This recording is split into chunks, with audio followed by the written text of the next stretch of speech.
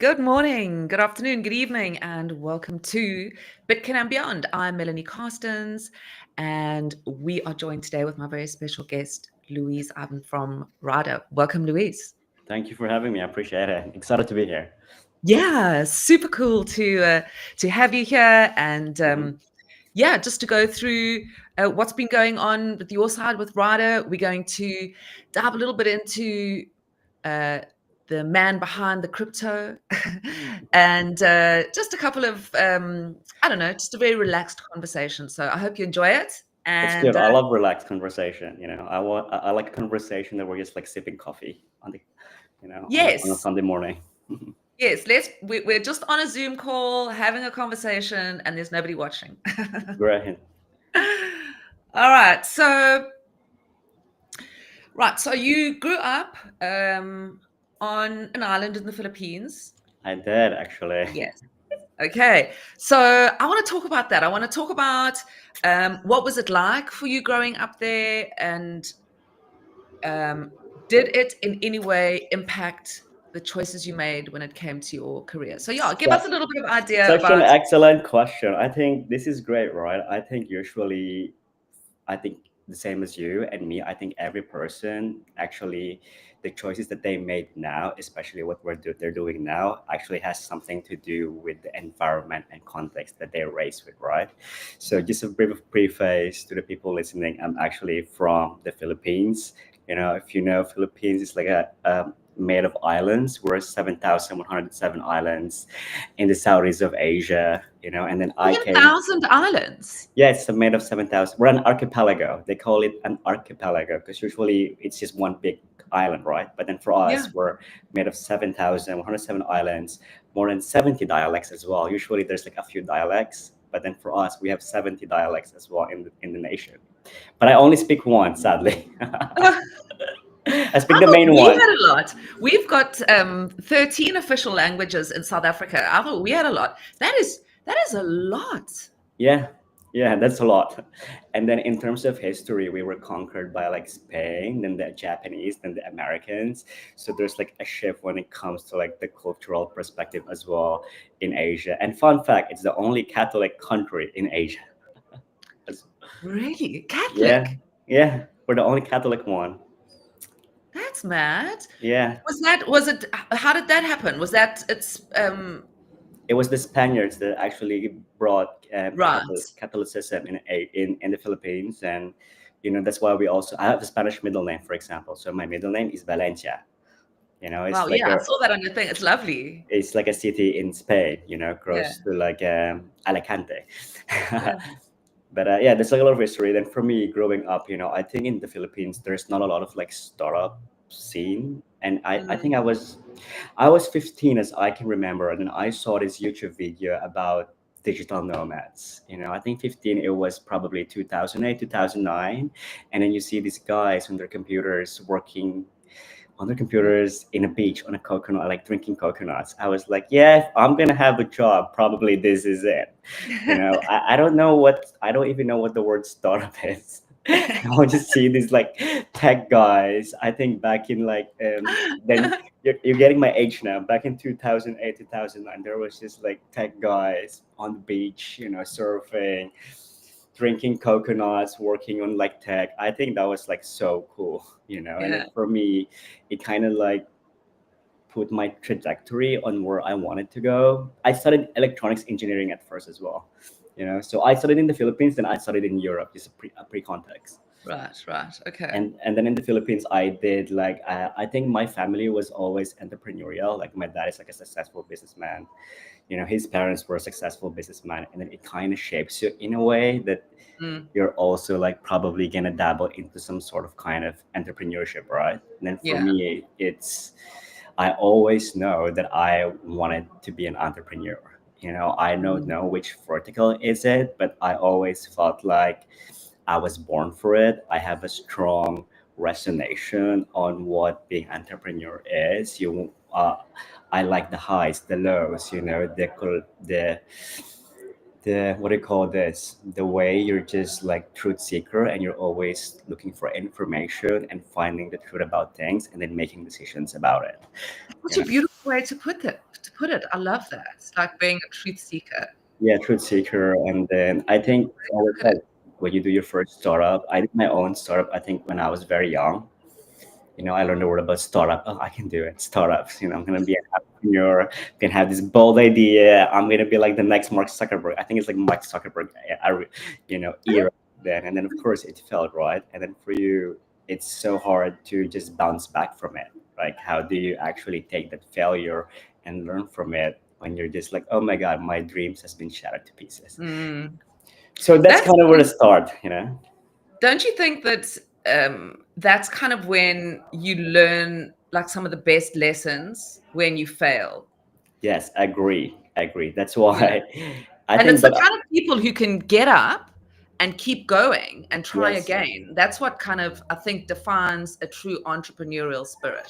agree. I think that's one thing, that first thing that you and I are gonna agree on this call, right? If you look at most of the successful entrepreneurs, let's look at their biographies. Most of them have a common denominator, and that's like relentless determination.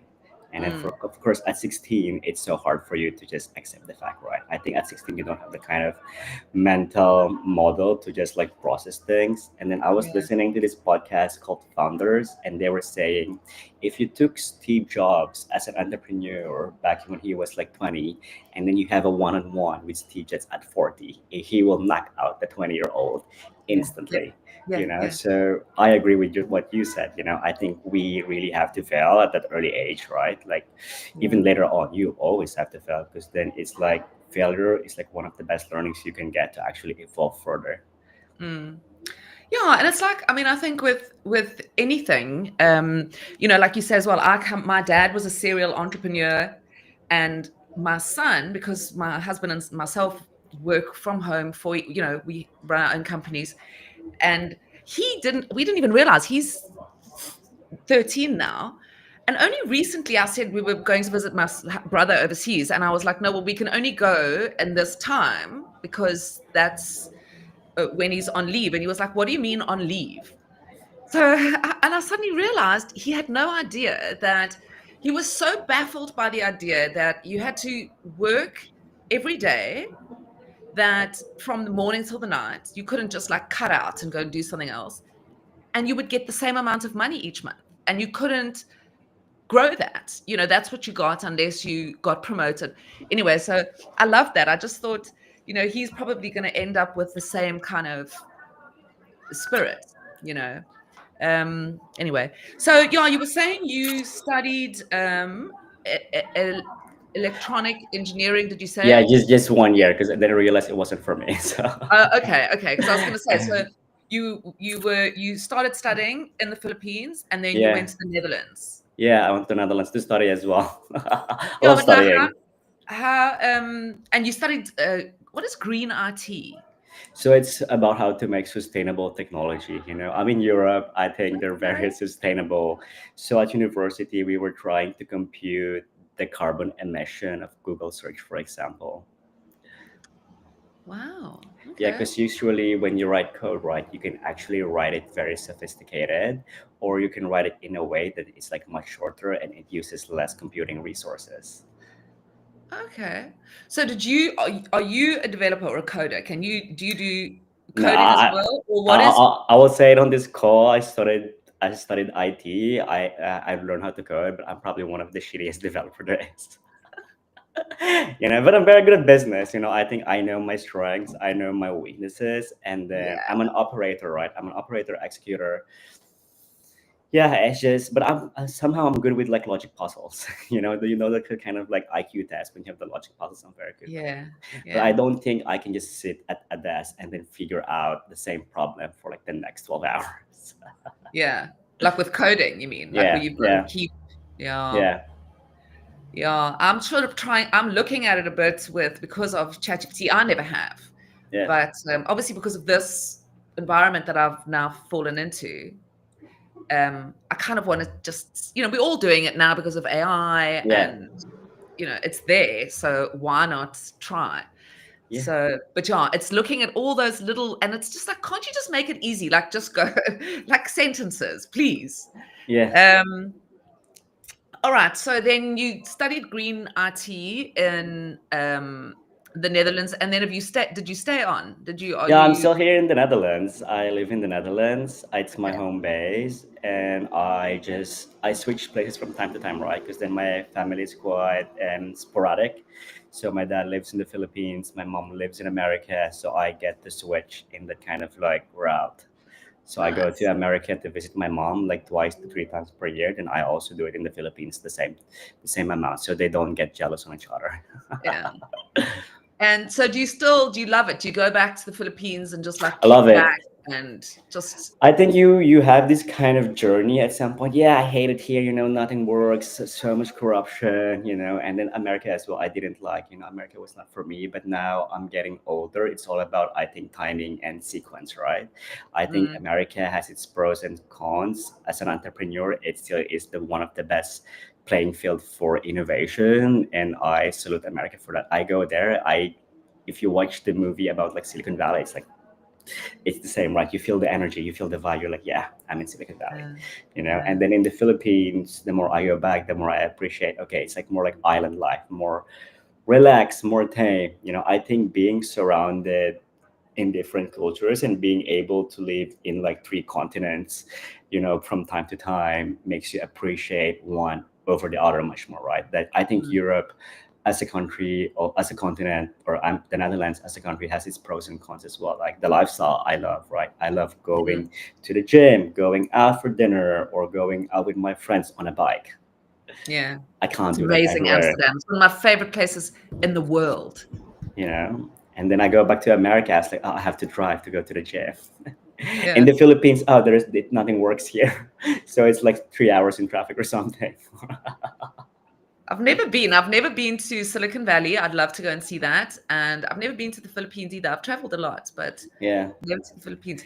I Now you still can't get haven't. over the fact that there's 7,000 islands. I mean, I knew there were a lot of islands, but I Yeah, didn't realize. it's 7,107.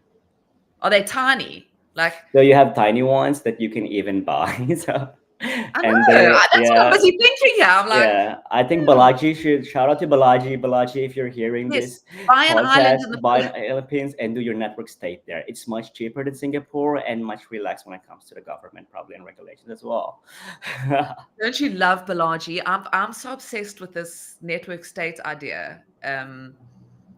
Yeah, I think And he's a great guy that pushes a lot of experimentation and innovation in space, right? yeah, yeah.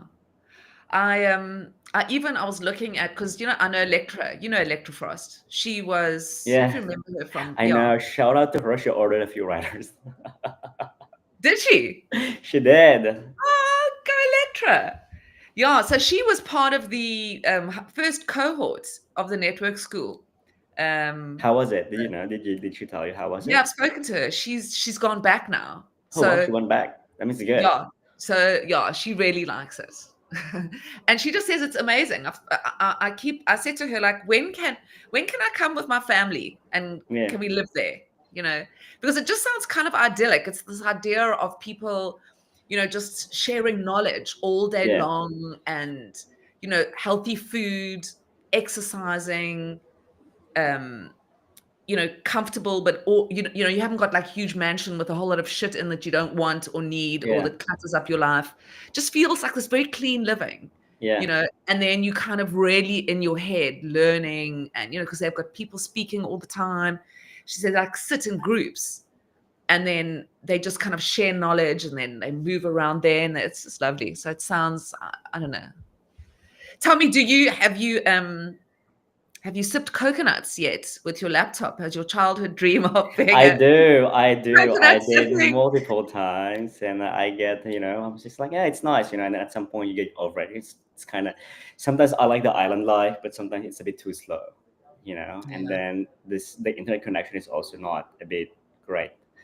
But like Bali is a good one for that one, right? Like you have Mm, everything, which is also nice. No, I think I'm very fortunate enough. I was able to travel quite a lot and was able to achieve those things.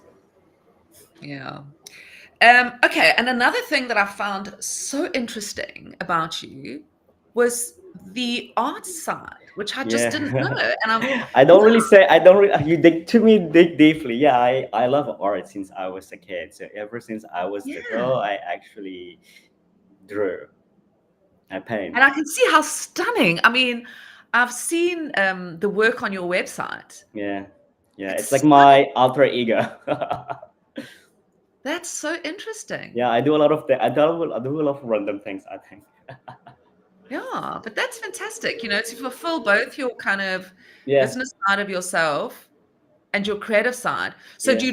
do you still draw a lot? Not as Or much as I want, right? I think, if everything goes well, I want to pick it up at some point, but then just really focus it. But now I'm just full blown on Ryder, like this entire, because there's a lot of things, right? Like product design, manufacturing, growth, marketing. It's just so complex. And then I feel like it fulfills my creative side in some sort of way. yeah. you know. But then you can see it when you see me at a conference. I think Peace Media will know. It's like, oh, Louis here Yes, because yes, I he met you. Yeah. yeah, because then he will see how he dresses. I like dressing up as well. Like that's like my creative side. You can see.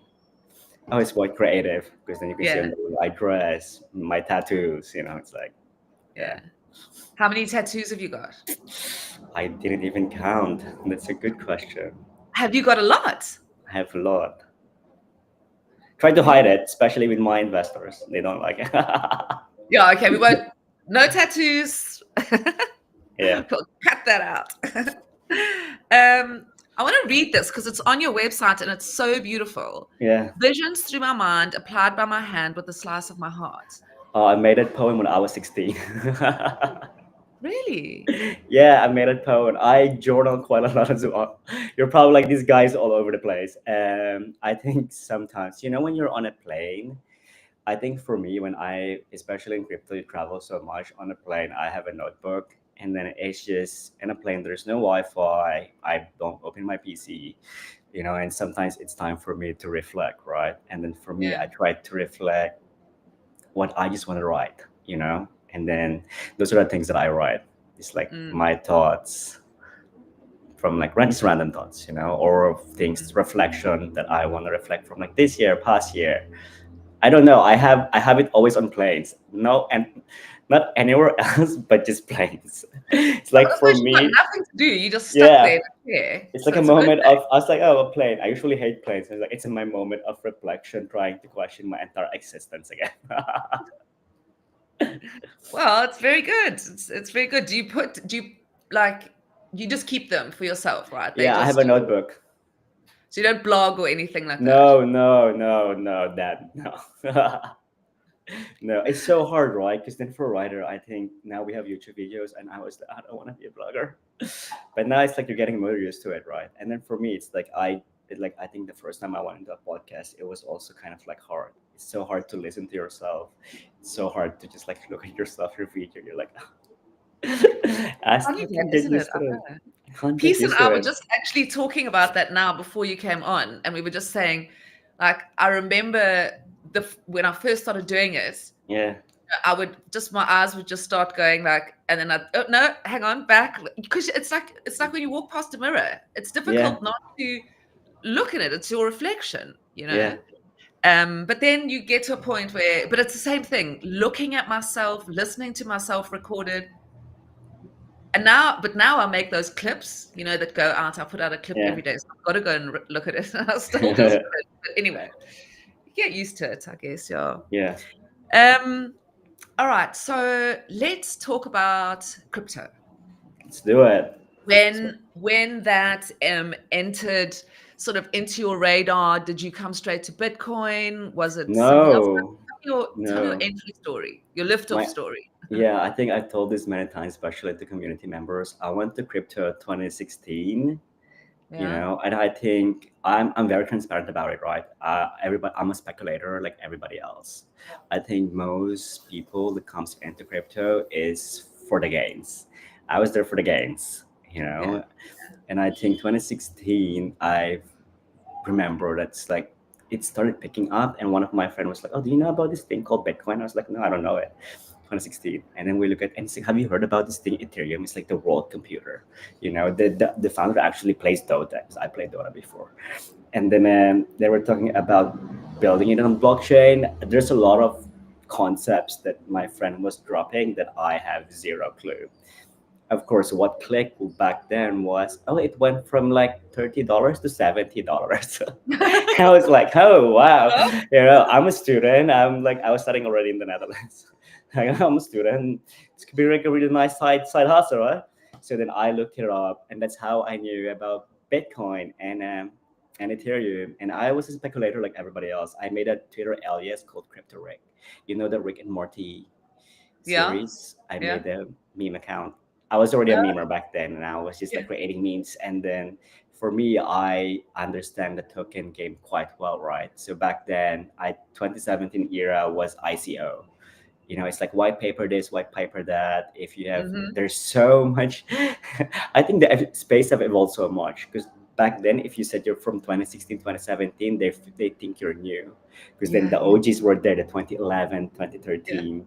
So Yeah. for me, it's like, oh, I'm kind of new in the space. And then now that I say 2016, I'm like 10, 9 years. It's You're like crazy. a massive OG for some of us. Yeah, and then for 2016, 2017 ICO era. So for example, Louis and Melanie could team up and we're gonna release a white paper about decentralizing podcasts. And it will be a hit. Whatever white paper was there, it will be a hit. And everybody was just raising millions of dollars, right? Without it was pre-product. That is With so wild. Yeah, with the promise of we're gonna bring the product to the market. But then we're gonna touch upon it later. But everybody has their own kind of narrative. And then for me, it was like, oh, and then I was there for the games, right? And then Bitcoin shoot up to a few K, or like a few K, 1,000, 2,000, 3K, 2017. I remember it clear as the sky. It was December, 20,000. It's like, woo! Bitcoin, and then you also have like a few altcoins, right? So back then you have Stellar Lumens, there's Sophia TX. There was so many Power Ledger. There was so many tokens that were just like have their own narratives that they just Yeah. launched the ICO, opened the market, no product. Yeah. That was the whole shebang, and everybody was just like going mainnet in like they have their own roadmap that they were following. And then the price action back then will move depending on announcement because back Mm. then it's still like the wild west. So for example, Melon, our startup, the ICO that we're doing to decentralize podcasts, we're gonna say we're gonna have a big announcement tomorrow, and then we're gonna put a poster of Joe Rogan, and everybody will speculate, oh my god, they have a partnership with Joe Rogan. And then our token, I call it Restream token, will go up instantly. So for me, it's like the NFT back. Just like think of NFT, but then with ICOs. And then Isn't this that game, wild? That yeah, that is so crazy to even think of. I mean, a lot of fun. Sounds like a roller coaster. I mean, yeah, you know, it was fun until you lose money, right? yeah, until I then. think everybody in crypto is smart and everybody's a trader until the bear market comes. Yeah. And then I think it hit me. I was just like, okay, I made money. I told my parents, well, I'm brushing my teeth and I made $3,000. I think I'm pretty good for my age. And my parents were like, no, that's not true. I was like, yeah, Yeah. it's true. It's true. Like, I trust me. And then the bear market it crashed, right? Bitcoin crashed hard from 20K, went down phew, to $3,000, like just like bear market, and then all the tokens just went Sure. down hardcore. So if your portfolio is like 120,000, you can expect that it's just like limping few K dollars, right? Yeah. So your Yeah. initial investment, you're actually negative. So for me, that's when it hit. Okay, this is actually gambling. But then Yeah. for me, instead of going, okay, I exit, what I did is, okay, I really need to learn the fundamentals. Mm. What is this blockchain thing? What is Bitcoin? I think it was 2017. And then I saw the TED Talk of Munib. And I was just like, this guy's TED Talk, he's talking about creating a new internet. He seems legit. He's from Princeton and it's a Yeah. TED Talk. So I was just like, I went down the rabbit hole, read the white paper, and then I was like, oh, I really want to work for these guys. I think they're the one. If I'm gonna bet my one thing, my time and effort after being crumpled by the bear market in 2017, it's Yeah. this guy, the Blockstack guys. And I remember clear as the sky. I worked for a few companies in the Netherlands, and then they have a Slack group back then, still Slack. Slack message to Patrick, which was the head of growth. I was like, yeah, I can help you grow the company. Name is Louis. He's like, we're not hiring. I was like, you're not hiring. Shame. It's fine, Patrick. He said, you can be a community member. So I was like, I don't want to be a community member. I want to be like a member. Yeah, legit. Yeah. And he's like, no, we're like an open, you know how crypto is. We're an open source community. You know, you can just help. And I was just like, and then I was just so persistent that I created a deck, you know, and I showed them, oh, this is what I can do. And then I see back Wow. then that they were not doing meetups, but then I see others projects doing meetups. I said, oh, I can do a meetup. They're like, are you a meetup organizer? I was like, no, but I can do Wow. everything. So I did the poster design, organize meetup, and I was just like doing all these things that they didn't Incredible. even That's an incredible ask. story. And then 3 months later, they picked me up. Incredible, hey. Yeah, That just goes to show you yeah, told you, that, relentless determination. yeah, that is, I mean, that's such a, it's really an incredible quality to Yeah, have because, you first, I don't know, it's very rare that people can be like that and just go, right, I want to work there. I'm going to phone them and tell them. And when they don't accept me, I'm going to just carry on and do it, So yeah, that's really amazing. And yeah. So that was so you discovered Stacks through this TED Talk watching Manib. yeah, And at this time, what were you actually doing in real life? Like, I what was was your working for an IT.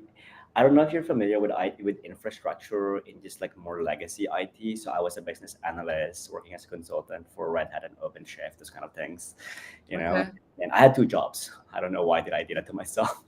And then my other job was I was working for a startup that's more teaching doctors how to operate through VR because I was like, yeah, I can actually learn different things. Yeah, Doctors how to operate through VR. it's like I think it's too early. I think they're closed now. I'm not sure. Yeah. I mean, I was going to say that is like a bit, but I Yeah, suppose I maybe was a we're data analyst, meaning I was anyway. doing all the Excel spreadsheets.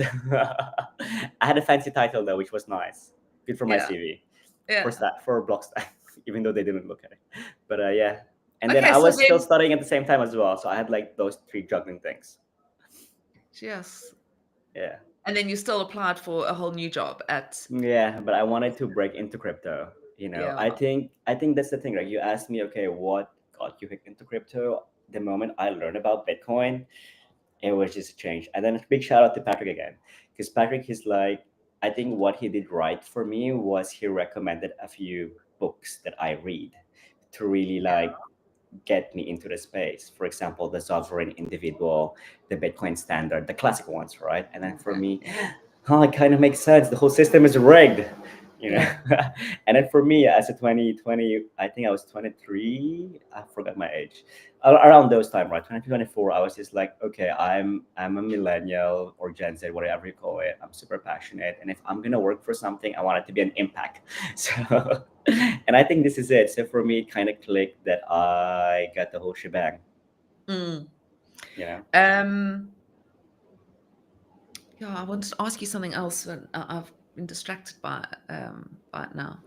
Um, yeah, so let's think where I was with my questioning with you. Okay, so I'm just trying to put the whole kind of story together in my mind, right? So now you saw this TED talk from Manib, Yeah. and you went, okay, now I'm going to work at Stacks, and then you started off working in communities because that's a huge part Yeah. of your history as well, right? Yeah. Is community building. Yeah, yeah. So I work with the community. I think even after my before I end my career at Stacks, I was still doing community. You know, I love it. I love talking to people.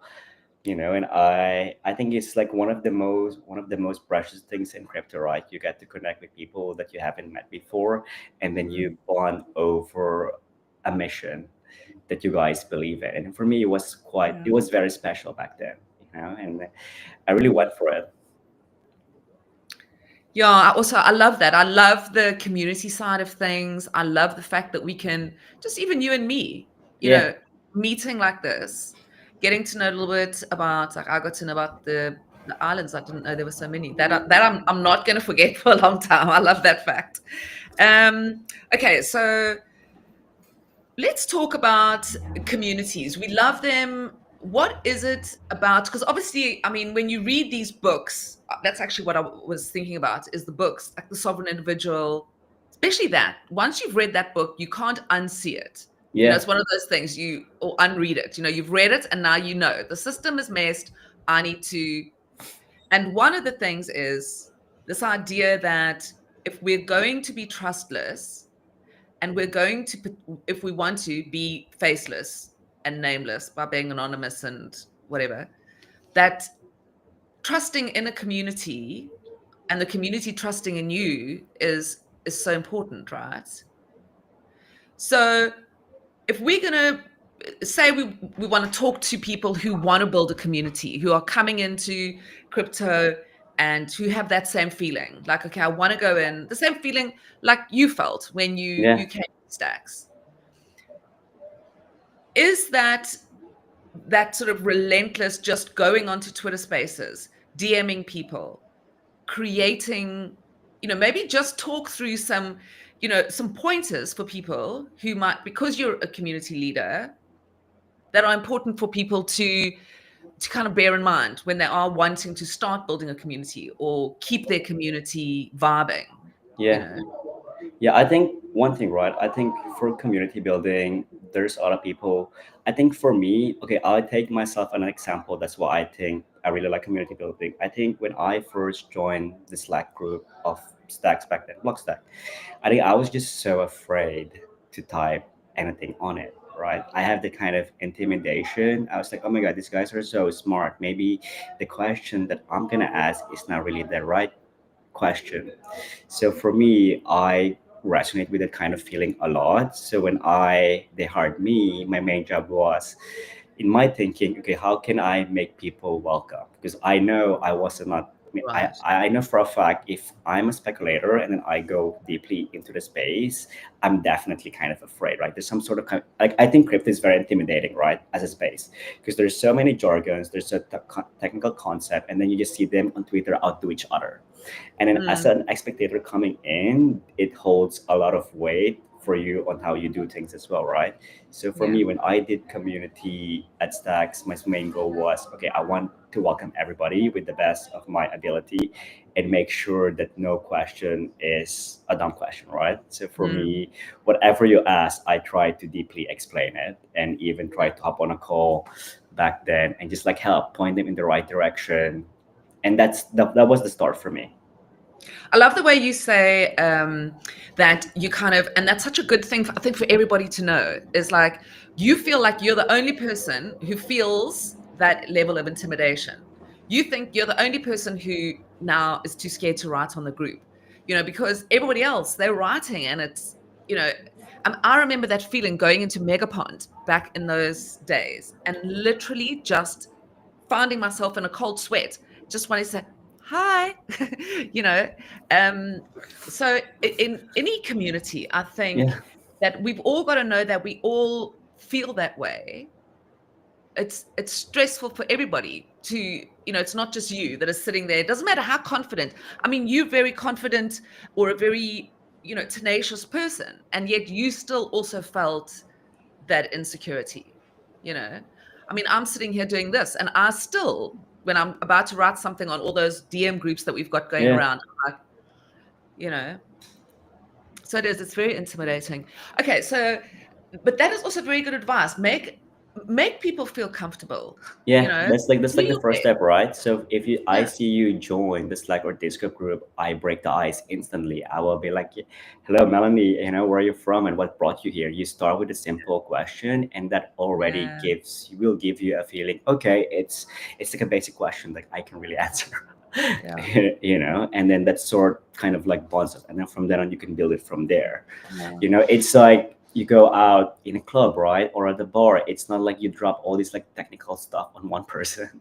You start with a basic introduction. So whatever conversation that you have, it's not rocket science. I think whatever, if yeah, there's some person that interests you outside, you do the same thing, right? You go over yeah, the basic, or maybe you have a really nice hook. Mm. to do an introduction. So that's pretty much Yeah, it. yeah. Yeah, that's amazing and very true. But you seem like such a warm, you know, such a warm kind, that's a warm and a very kind way to think, you know. So yeah, I like it. Um, okay, now so we're in just trying to get the whole timeline all together. So uh, in the community, and then how long until, so what year was this? Let's just, was it 20 some, was it 2018, I became a team member at Stacks, of Blockstack. Yeah. okay, so you are OG. Yeah. 2018. Yeah. Wow. I was a contractor. I started 2018, October, if I can remember. That's amazing. Yeah. I worked my way up through. I know. Look at you now. Yeah.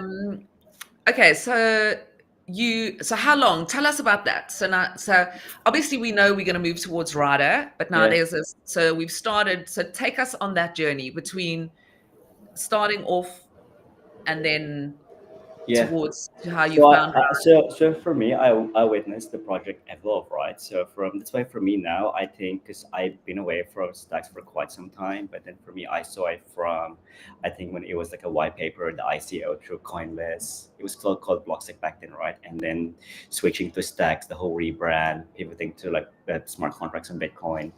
So for me, it's just like I see the path right. So, Ryder? and for me, I was a contractor. I did mainly meetups in the beginning because then they're like, oh, this guy can throw meetups. So I was doing a lot of meetups because Yeah. they thought it was Shannon. Shout out to Shannon, who's like the head of events at the Stacks I didn't Foundation. realize she's been there as well for, she's like also 2017 or 2018, I think, isn't it? Yeah, yeah. So I Yeah. was under Shannon back then. And Wow. then, do you know Freezer? Yes. Yeah, so Freezer, for example, I would go to Berlin. They will bring me to Berlin, and me and Freezer were gonna do a meetup. And then we do a meetup. I can remember it as clear as the sky, or like even Munich, for example, and there were like 9 people, and then we were preaching about Blockstack. Those were the days, and we're like trying to bring them to develop on the blockchain. And Yes. now if I go to a conference, it's crazy that you see like 600 people. I Yeah, know. you know. I saw an image. I mean, it's we've all seen that. The guy, I think, when was it? I think like 2012. I don't know when it is. You might know, but there's that image of that guy at the Bitcoin. He's like, it says like Bitcoin conference then, Bitcoin conference now, Yeah. and then you see him, and it's like like a dude at a podium, and there's like 5 people in the audience. Yeah, it's Andreas Antonopoulos. He's great. Yeah, and because I'm sure I've actually seen the video of Yeah, that. Is yeah, there a video of it? Because I know I saw the picture yeah, yesterday. yeah. There's a video of it as well. He was one of Yes. the. I met him through Blockstack, because then Blockstack before brought all these like OGs like Naval Ravikant, Balaji, Andreas. They were like have heavy speakers during events, and then Wow. and then when you go to like an event of like Blockstack, not Stacks, right?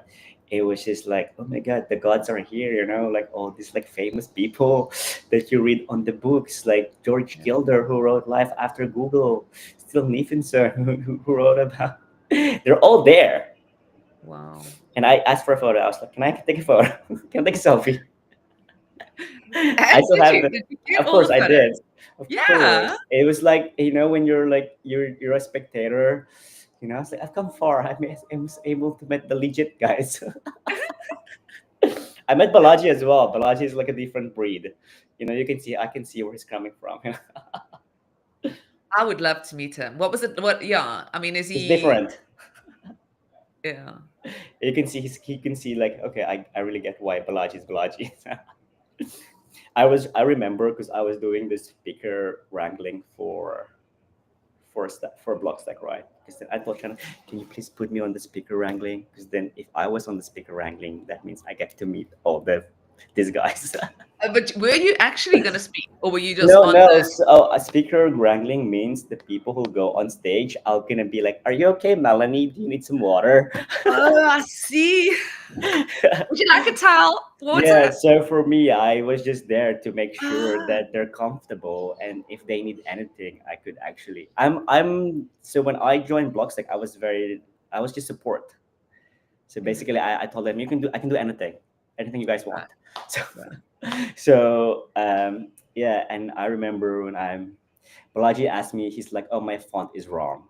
So I was just like, "Oh my god!" He asked me to change the font. There's like so many slides. How can I do it in like 2 minutes? This is chaos. And then he saw me struggling, and then he just realized I'll do it myself. And then he went to the console terminal on his laptop, and then write few lines of code. It was done. I was like, okay, he's really Balaji. Wow, I know. what memories to have. I mean, I can you know. imagine, you were saying just now, like, you when you got into Bitcoin 20 I think 18 or 19, 2016. 2016. You kind of, there were these people who were like the early days guys. Can you imagine these stories you're telling now in like another 10 years time? You're going to have these mythical characters who have created this entirely new way of operating on every level, socially, economically. And you're going to have these stories of asking them for photographs backstage, and Balaji asking you to change his font just before he Yeah. went on. Or it Don't do could be you, right? I think that's the beauty of crypto. You don't know who's like the people that will actually shape the narrative, right? It could be you, it that. could be me, it could be them, or maybe their era is over because it kind of like Mm. switches over time. So I'm happy. That's why I'm always happy to jump on podcasts like this because you just never know, right? Like nobody holds the magic crystal ball. Maybe tomorrow, like in the next 2 years, you're like super popular, and then I was just thankful that I can like, yeah, I can screenshot. Actually, did a podcast with Melanie 2 years ago. Yeah, I feel that you're a lucky charm. So I feel now I actually am going to be very successful because you Yeah, you have, should be. I think that always you should always look for that North Star, right? Like the yeah, conviction must be very, very high. You will be, you should be, and you can be. yes, that. um, yeah, exactly. Be positive. You become your language. Yeah. You become what you say. Um, I read this thing somewhere, and it said, "Would I still be beautiful if the words I said were written on my skin?" And it's not, it's like we have so much negative self-thought, or that it actually it makes negative things happen. So with the kind of attitude that you've had, I think it's very inspiring for people who are trying to enter an ecosystem, or who are trying to understand this world and how to get into it, because nothing has trained us for this. No. There's no training for it. And I was reading today, somebody was saying on, something on Twitter. He's worried about what the future is going to look like for his children because of what's happening now, with AI. And I started writing a whole like response, because I just get so annoyed at like the stupidity of some of these things. No offense to anybody, but it's like, my mom, the jobs that are available for me weren't around when my mom had jobs. That's what happens. That's evolution. So yes, it's going to take jobs. Yes, it's going to bring new jobs. What is your feeling about AI? Let's get sidetracked. I love it, right? I think okay, let's take Ryder as a company, right? So for us, okay, it's 7 people full time. We have a few contractors here and there, but then in terms of efficiency and the output, it can actually multiply it. So instead of a 7-person team with AI, we're actually a 30-person team, right? Yeah. You don't need much more. So there's a lot of, so even as an entrepreneur, it gives you a lot of advantages that you haven't had before, right? Mm, To be able to synthesize information within one prompt is ridiculous. mm. You went to the library, I went to the library, you know how it is to go to like the card catalog, find a book, and just like, it's the wrong one. And now within one prompt, done. I think, but like any technology, I would always say it's like crypto, it's like blockchain, right? But at the end of the day, technology is made by people to actually make us better, right? But then Yeah. it can be used for either good or bad. It's only dependent on the user that actually use it. But at the Hmm. end of the day, it's up to us how we will use it, right? That's beautiful. And there's going to be bad actors no matter what you do. You can have the most stringent laws. Yeah, There's still going to be bad actors, yeah, So it's yeah, I feel it's making. I actually feel if you use it properly and you really, instead of sort of going like, oh no, it's going to ruin humanity, it's not going to go away if you don't like it. It's yeah, here and it's yeah. staying. So you Agree. want to be kind of one step ahead of it, or at least you'll never be one step ahead of it, but you want to be on top of it and understand it. Because I feel like um, I'm learning so much on a daily basis because any question I have, any thought I have, like you say, I would have to go to when I was at varsity.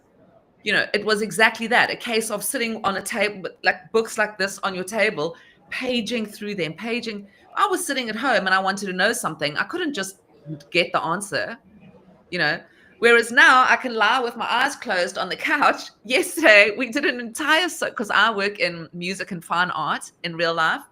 And my assistant and I were lying on the couches in my lounge with my laptop between us, and we had the agent on and we were saying, okay, do this, do that. I'm like, I'm sorry, where is this is not living the dream? Yeah, you know. And we're just talking to it and it's responding. We're like, okay, ask us all those questions one by one. Incredible. right. So It's fascinating, but I think it goes okay. Let's do like a side by side analysis, right? I mean, they did the same thing to crypto or like any other kind of technology, right? So when crypto was first beginning, they're like, oh, it's a scam. It's not good. It's just for laundering money. It's not good for us. I think any kind of new technology, there's always gonna be skepticism mm, the from adoption, right? And I think mm, AI has it now, and it's fine, and then people will adopt it later, slowly but surely. Yeah, mm. I mean, It's Bitcoin is now 110K. So I saw it wow. at 1,000. That is wild. I That wish I is, bought a lot, but I didn't.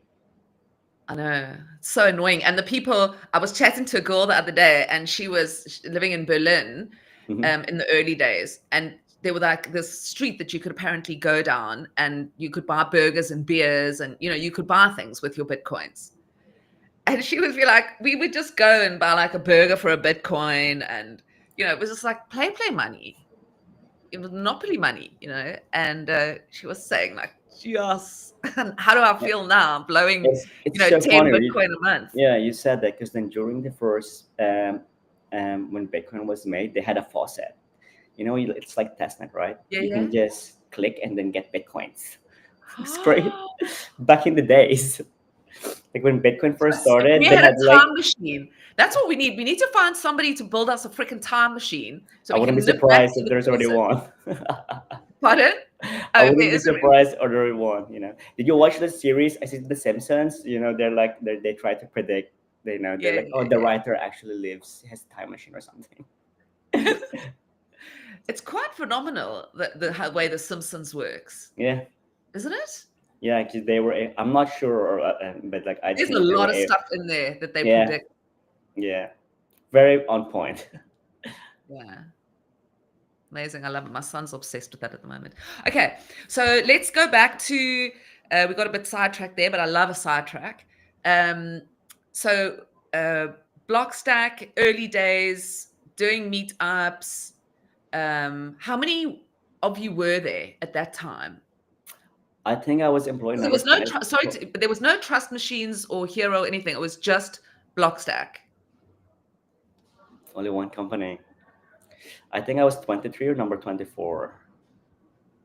Wow. So Yeah, tiny. yeah. And then it changed to stacks, because then they released like the master design, and then it became Yeah. smart contracts on Bitcoin. And then when we launched, and then back then I learned so much that I wanted it to evolve more role, right? Because then I was the community partner. I built the community. I did 32 countries, so Stacks had, Wow. so Did from, you travel around, or I did you do traveled a quite lot a of lot it? for meetups, but then there was also a lot of virtual, so that we were like activating a lot of Okay. communities virtually as well. So in the end, there were like 32 plus countries and then 100K plus community members, you know.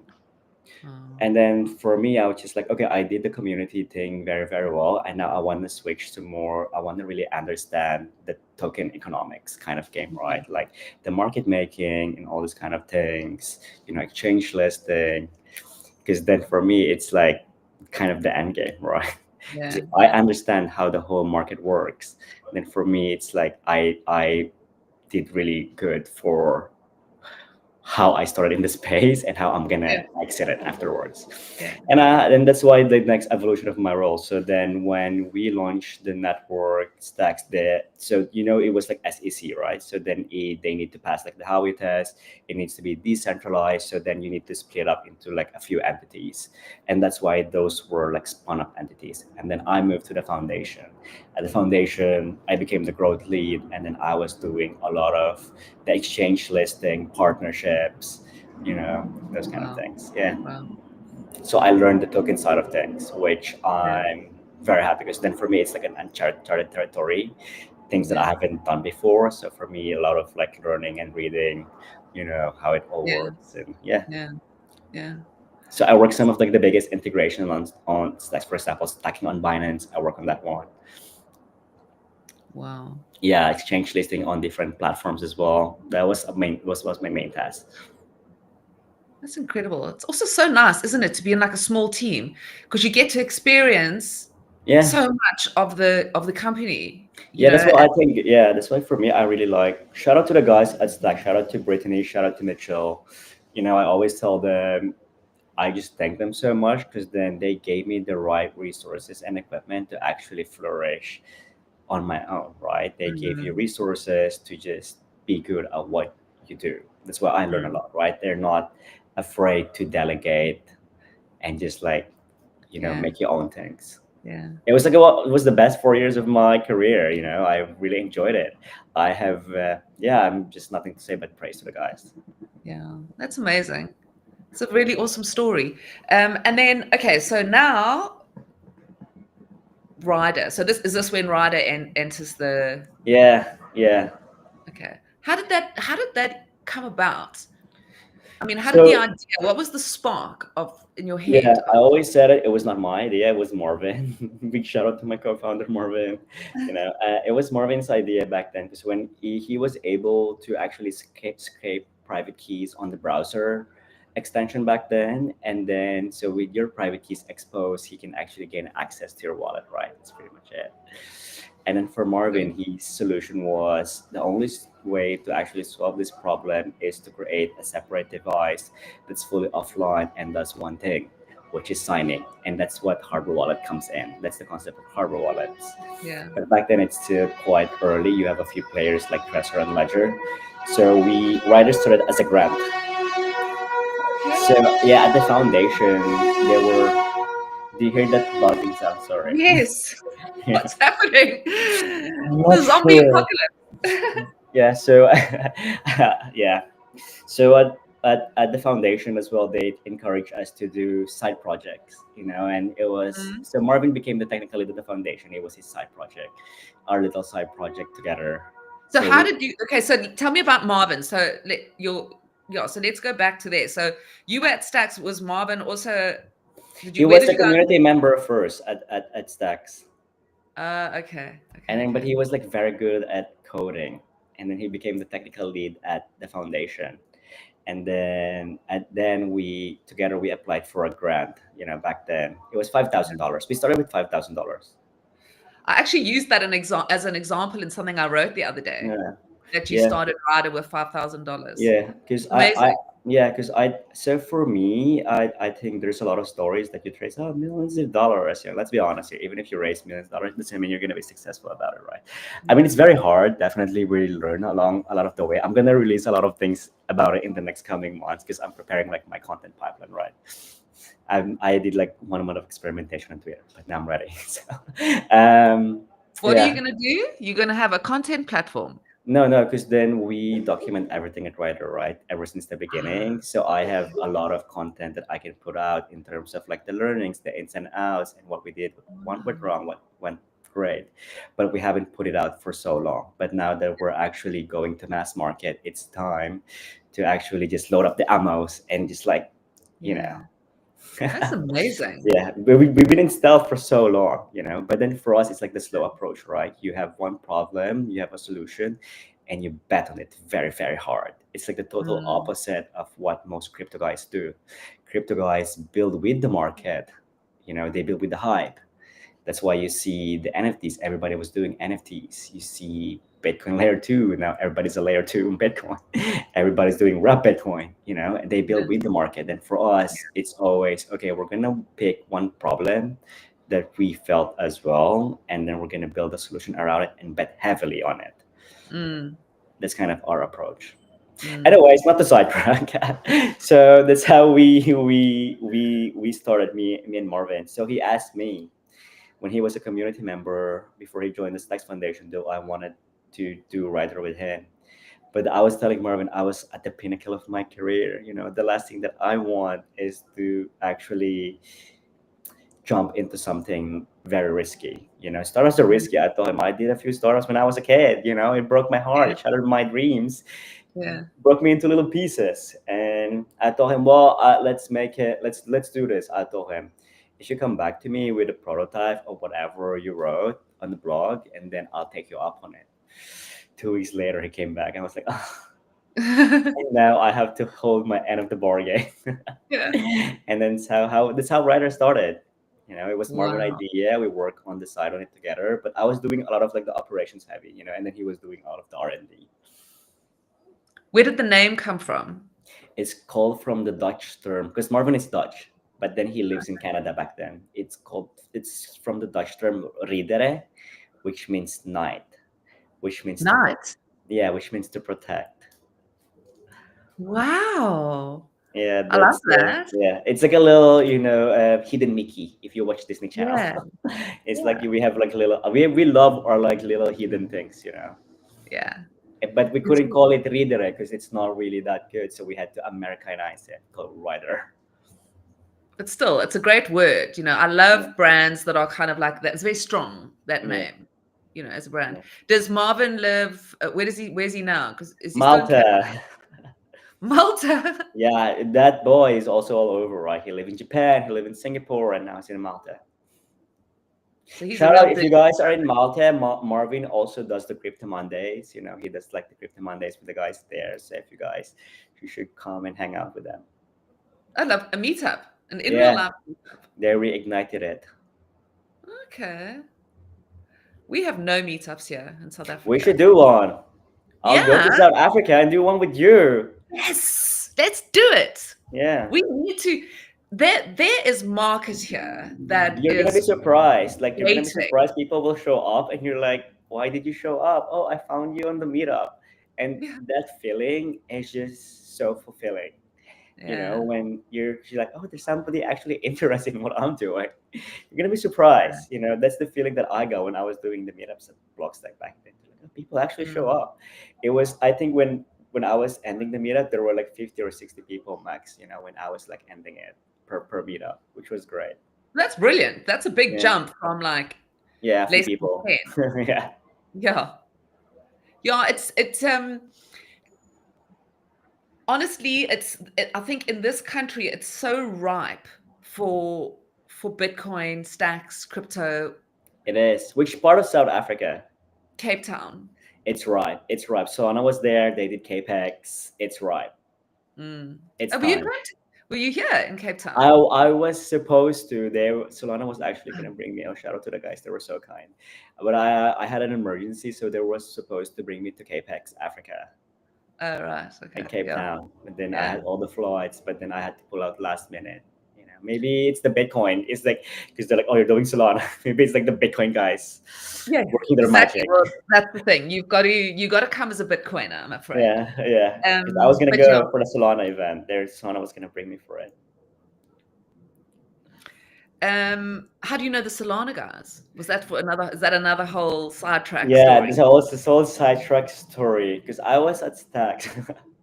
Okay, let's say I don't have a hard stop. I really enjoy the conversation. So I was at Stacks, but I was building at Ryder. But then for me, oh, there's a motorbike. Sorry, but then for Okay. me, it was always okay. The mission is bigger than Stacks, And for Mm, me, I always told Marvin, I find it so frustrating. I went to crypto in 2016. 8 years later, I go at the dinner table, and my parents ask me, "What is Bitcoin?" What do you do again for work? They don't really get it. Even no, my friends in 2016, 9 years later, they're still, I don't really get what you do. I My know. friends, eh? And then for me, it's such a shame. I work in the protocol level for 4 years. I do meetups. I try to explain it to people that are curious, but then what did we do wrong? And then for Mm. me, it was always I wanted to exit that kind of token game. I already knew I didn't want to be part of it. So for me, that's why I wanted to do more user abstraction, like Ryder, focus on the problem that people are really struggling, like seed Mm. phrases, transaction sending, recovering their asset. And these are legitimate things, and not everybody's doing it. Exactly how you were saying. It's like in the ICO stage where you could basically just go like, Yeah, I want to raise money for anything, for thinking. I want to raise money for thinking, yeah, and people would, I had a thought. Okay, let's pump some more money in. yeah. So, but this is actually a real world. And I think I found that with so many of um, with almost all of them, with the people that I've met over the last couple of years with Stacks, they're people that actually seriously want to do something. They're not here for a ghost town chain, you know. Yeah. Um, and I think even if you look at with you, it's been a commitment. I mean, when did this start? What year did Ryder kick off in? So I think, so the grants, I think 20, like 4 years ago, but then we jumped fully gone on Ryder like 2.5 years ago because it was an R&D project, right? Yeah. But then from that R&D 2.5 years ago, it took 2.5 years to actually 2 years in total to build it from concept all the way to mass production. And how was that? It's a lot Like, of learnings as well. yeah, because that It's sounds. I mean, you've come from. This is like a whole yeah, different. different Now ball you game. can It's see not why like I'm like it's very easy to make a curious and blockchain because you can't yeah, see it. yeah. But this is an actual something. You've got to come, Yeah, I have So, it here. I have for the Bitcoiners. I have an orange pouch as well. ah, It's here. so beautiful. Yeah, it's a different ball game. I think we were raising money back then for Ryder. I think pre-seed, and the VCs were like, "We really like you. We like you and Marvin because Marvin came from OpenSea. Fun fact, before Stacks, Okay. he was number 7. He knows Devin. Devin Fincher, the CEO of OpenSea, Wow. and they were like, "Yeah, we The really love you early guys." days. Yeah, they're like, "We really like you guys, but we don't get it. Why are you doing hardware? You have like zero background in hardware." We're like, well, if no one's gonna, well, we I don't know. Marvin and I think are just so bullish on the idea of it. We were like just like heavily. I don't know what we're thinking, to be honest. If I would go back then, I would tell myself, "You're crazy." Yeah. I Yeah. don't What know. I would you think say to yourself? Sit yourself down and go, would you tell no, yourself to carry on doing it though? Or would you no, tell because yourself to I not think do we it? just had so much conviction that it would work. Like Yeah. we had zero clue what we're doing. Yeah. And that's the reality, right? I think I was listening to this. I listened to, I don't know, I'm into podcasts these days. So I was listening to this podcast again, and it says that you can't judge an idea that it's good or bad because you don't know. you know there is this guy in America. He wrote a paper about selling chicken fingers, and it Yeah. was his research paper in university, and professor actually gave him a C because they were saying, well, you didn't do your research because clearly there's McDonald's and you're selling chicken fingers. The guy at the moment is a billionaire, and he built one of the Wow. most successful chicken finger chain restaurant in the US because he did one thing good, which is do one thing and do it very, very well.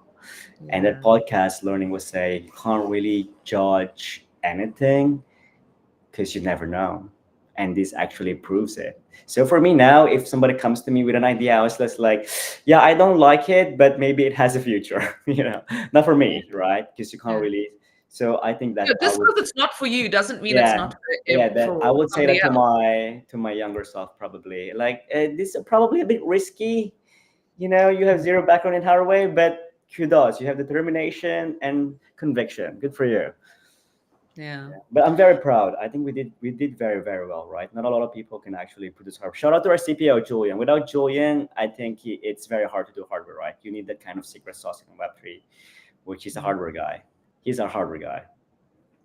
It's incredible. I mean, you've built this up basically from, I love the idea that for people who can build something out of nothing, who can take something that doesn't exist, not even in thought, and manufacture something that we can see. That's why I love music and art so much, and my career has been that, is because there's no song, and then there's a song, and so and that is a product, even though you can't see it, or you know but Okay. it's the same with what you've created. It is a beautiful piece. It's creativity. You need to be creative, to be determined, to be wily, to be an entrepreneur. You need to have that kind of like, be able to pivot, or to be able to, you know so yeah. So and you've the interesting thing about Ryder is that you use different, it's not your traditional, there's no seed phrase, right? Yeah, there's optional, so you can import and export it as well. Oh, okay. Yeah, but then during the setup process, we eliminated the seed phrase, right? So you only need a few taps to secure your assets. So you have your Ryder here, Yeah. and then you have this thing called recovery tags. These are battery-free NFC chips, and then you have your phone app. So to get started, you just tap your phone app, you tap the recovery tag, and boom, you're able to create and back up your wallet. So everything works through what we call NFC. So it's the same technology as when you use Apple Pay or any contactless payment. Okay. Okay. So our tagline at the moment is the only wallet you can install in a crowded subway. That is so cool. Yeah. It's very, That's very or in cool. a packed bus, or in an Yeah. elevator. I can change it all the time, to be honest. Yeah. In a rocket ship. Yeah, I should ping Uncle Bezos. Uncle Elon. You Yeah, I should think I think ping they're busy. Uncle Musk. I think they're busy. I'll text him, but I think he's busy. Hey, listen, if there's anybody that I would believe Yeah, would be able to get hold of him let's make it. and Let's make make it him to a use the deal. rider, is you. Make it to a deal. I think let's make it to a deal now. I'm gonna look back. Yes. I'll make it happen. It's a good challenge. This is a challenge. This is Yeah, the Bitcoin and beyond challenge. yeah, We're challenging you to have Mr. Musk have a rider. that's a good one. That's a good one. That means my career is like I did it pretty well, and then I can do other things. Yeah, you could have, so everybody who goes on SpaceX, they get their rider. Could they take their funds? They could take them to space and back, right? Yeah, That is cool. Take your funds to the moon and back, literally. good tagline. Yeah. All right.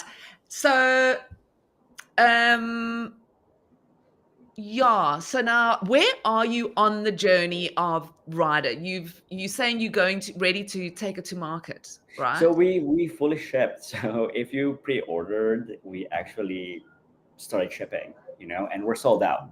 So we shipped Congratulations. like more than 1,000 units, and Okay. then so if you order now, we're gonna go back this July, early August. Okay. And then for us, we're doing a lot of research now in terms of how we want to go to market, right? Because then for us, okay, we want to really like nail the go to market strategy. So we're talking to like a few people, doing a lot of research to really nail it. I think one thing I've learned as a founder is you can just ask people that are like two steps ahead of you and then learn from it, and then synthesize information, learn from their mistake, and then what you can do better. Yeah. Like talk to like a lot of people and then see how you can Yeah. actually apply it to yours. Yeah, exactly. Because nobody's advice or nobody's ideas are, and exactly what you were saying just now when you were talking about being in the servers, or what, no question is a stupid question. No idea Yeah. is a stupid idea. No, it's all. So let's talk about, let's see. We spoke earlier about the sovereign individual, the book. And this idea, we use a lot of words in Web3: sovereign, Yes. decentralized, Yes. um, Peer to peer. permissionless, Yeah. trustless. Yes. Um, what is your take on that? This is a bit of an off the wall question, but do you Yeah. think that the reason I ask is obviously with Ryder, you do you have to potentially do you remain completely sovereign or decentralized or invisible or whatever it is? Do people in the real world care about that? Do they say, because we've already given away all of ourselves to Yeah. Apple, or to, our eyeballs, our thumbprints, they list, all day long, somebody's Yeah. listening to me, you know? Yeah. So does do people, I want to say normal people as if we are like not Yeah. normal, but do regular folks, do they care about this? Do you think they do? Do you think it's something that we're going to move forward with, or do you think it's something that we're going to shed because it's more just idealistic? Or Yeah. do you have This, any thoughts on that? no, that's a great question, right? I think those definitions and terms is usually there's degrees to it, right? It's like security. Security is going to be different for you. Security is going to be different for me. The question is here is how do we actually design a solution that could cater to everyone? That's why, for example, for Ryder, Ryder doesn't actually touch anything, right? You only have the control over yourself and your backups, and then everything else is just basically within you. Yeah, that's pretty much it. I think. But do you think those terms are terms that we're going to take with us into the future? That's a good one as well, because then I went to crypto for the mission, right? I've resonated with those definitions, but I think down the road somewhere we lost it because it was very idealistic, like privacy, permissionless, decentralization. And then if you look at crypto now, even the past two narratives was NFTs, and Yeah. DeFi. It's just like the Wild West casino, right? I think there's a Yeah. lot of value extraction from retail user, and there's also a lot of value extraction from each other. But Yeah. then we lost that kind of being sovereign, permissionless, and then that's why for me it's like, okay, I went to crypto for this thing, how can we actually bring it back to those things? And I think we're entering that kind of era where the token game is kind of over, right? Like people learn it's all the same, right? 2017, 2021, even up until now with the meme coins, they're all the same. There's a few common denominators. The narrative, they change the narrative, it's all speculation, but then the market cycles are just faster. So I think now everybody in the space realize, okay, we're actually going back to why we started, which is, building this thing that is like permissionless, which is Bitcoin, sovereign, yeah, decentralized. I think everybody just it's like a cycle, right? Yeah, yeah, it is true. Ebb and flow, ebb and Yeah, flow, you know. yeah, Now, you kind of started building on stacks, right? It felt yeah, it was very much. Has that now sort of moved on to a more sort of global experience? Or Yeah, that's the thing. I think I touched this up briefly in this call. So Stacks was a launch pad, right? I think it's a Mm, great experimentation, especially as such a small community compared to other ecosystem. But yeah. Ryder's mission is our mission. I always tell the guy is okay. We want to change how people think about crypto. You Mm, want them to think that it's actually effortless, secure, more simple, more fun, and actually social. That's our mission, right? And then in yeah. order to capture that mission, you need to go beyond stacks. you Yeah. know Yeah. my barber knows Ripple. So the question is, how do you actually cater to this kind of mass market, right? So that means Yeah. going to more bigger ecosystems such as Solana, XRP base. And I think, and I was very an advocate of it ever since I was a stack. The guys knows I'm a multi-chain guy. Mm, I think Bitcoin is the king of all blockchain. No one is taking its spot. No one said, oh, Bitcoin is not number one. I'm not saying that, mm, right? I think it is mm. the king, but certain blockchain has their own use cases, Yeah. and Stacks has its use cases. I think the pie is so much bigger for everybody to actually win. I don't get why we should hate each other because they're just building on other things. I don't get that, Mm, right? I mm, think crypto at its core is a few things, right? It isn't a zero sum game. And if you read the books as well, like after Google, you can easily enter and exit any other protocols, and that's mm, what crypto is all about. You break down those walled gardens that Web 2.0, like Facebook, LinkedIn has, right? I could easily go into Solana and exit it, and go into Stacks and exit it. And that's the beauty of crypto. You have choices. So, yeah. yeah, everybody wins.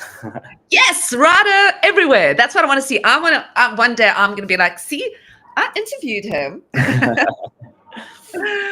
Oh gosh. Okay, so we have gone well over time. Yeah, So I think we'll have to sort of wind it down. I did want to sort of end off with something I've already asked you. So I think really for me now, let's just kind of sum up the Ryder, what people can look forward to, how people can get hold of you if they want, just all the kind of like find out more here. yeah. Final. This is my little plug in. So, Yeah. guys, so if you find your traditional hardware wallets difficult, tedious to use, or you don't like seed phrases, the best solution is you definitely get a Ryder one. So Ryder one, in a nutshell, is it's the only hardware wallet you can install in a crowded subway, right? So two taps and you're safe. That's pretty much it. That's my pitch. And you can order it at Ryder.id. Type in your browser. You can even ask your chat GPT, and then you can follow the socials as well, which is Ryder_ID. And then we're rolling out a lot of features. Shout out to our community members. I just thank them so much because then you see all the unboxing on X. It's organic. We didn't tell them to post. So Yeah. then we're just very happy about it. And then if you guys want to be part of the community, just join Discord. We're currently in a controlled soft launch phase. So the basic features are there. And then in the next coming months, we're gonna roll out more features that will make it like a full-fledged app, such as like offering on-ramp swaps, and other fun things as well. Yeah, incredible, incredible. Well, congratulations on this. I need to get my hands on a rider soon. So Yeah, we're sold I out. We're on the next batch. I know I missed it. I know Yeah. Peace ordered some. Yeah. Or Peace ordered one. Talking about Peace, I just want to say thank you so much to Peace. He's Thank in the you. Thank Yeah, you, for please. looking after us during the course of the show. And a huge thanks as well to the organized media and Bitcoin Live DB for hosting or for powering the show. So yeah, it's been a wonderful conversation. I've been chatting to Louise Ivan from Ryder. Please make sure that you check them out. I've got in the description below. I have got more information on how to find out more about Ryder. But yeah, thank you so much for joining me today. I loved our conversation. I think you and me could probably Thank sit for you. hours and I know. for I hours. really enjoyed it. I was just like, oh, I have like a 60-minute time block. I was like, oh, but I really like the conversation. It's so nice. And Oh, then we definitely need to make a meetup. And I think that's like our next goal, right? Make a meetup in South Africa. No, I really enjoyed it, and it's such a breath of fresh air, right? It's just, we need more people like this in the space, just like breath of fresh air. This is what I went to crypto for. Thank you. yeah. Oh, that's so kind. Yeah, Thank it's you. lovely. Thank I you. feel I actually don't even want to watch this back because I feel like my face has just been in this huge smile the whole Yeah, show. thank you, thank you. This is why I went to crypto. This kind of like connecting people, conversation, and just like really exchanging. I learn from you, you learn from me, and then we're bonded by the mission. I love it. Thank you, thank Exactly. you. I really had a nice time. I think one of the, and I barely do podcasts. I'm like barely there. So thank you. I really enjoyed it. Yeah, awesome. I did too. Have an awesome rest of your day or rest of your evening. And everybody, we are here every single Thursday at 12 p.m. ET on my X. On my X marks the spot, on my YouTube at Melanie Carstens. And we'll see you next week. Thank you very much for joining us. Night.